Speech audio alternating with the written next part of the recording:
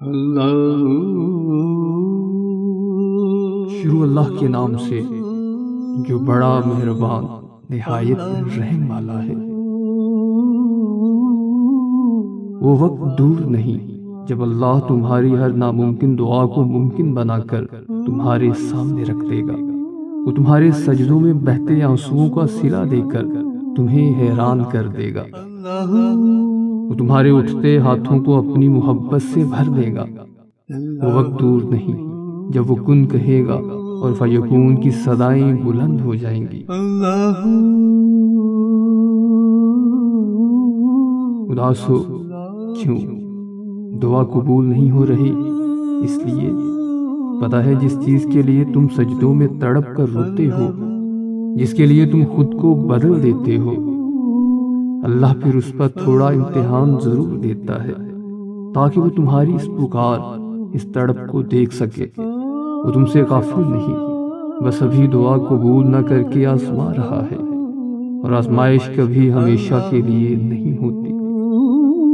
اور جب کوئی امید نہ بھی نظر آئے تب بھی اس رب پہ یقین رکھو، کیونکہ وہ یقین سے مانگنے والوں کو خالی ہاتھ واپس نہیں لوٹاتا۔ اگر وہ تمہارے دل میں دعا کا خیال لا رہا ہے تو وہ تمہیں اس بات کا اشارہ دے رہا ہے کہ اب بھی سب ختم نہیں ہوا، اب بھی ان کی امید باقی ہے، اب بھی وہ تمہارے نصیب کو تمہاری چاہت کے مطابق کر سکتا ہے۔ جب کبھی بہت تھک جاؤ یا ہر طرف اندھیرا محسوس کرو تو تہجد میں اٹھ کر اللہ سے باتیں کر لیا کرو، اسے بتایا کرو کہ تم بہت اکیلے ہو، کیونکہ اس وقت اللہ تم سے بہت قریب ہوتا ہے۔ تمہارے ایک ایک آنسو کے بدلے اللہ تم پر اپنی رحمتوں کی بارش کر رہا ہوتا ہے، تمہارے پورے بکھرے وجود کو سمیٹ لیتا ہے، وہ تمہاری کچھ دعاؤں کو تہجد کی خاموشی میں چھپا دیتا ہے۔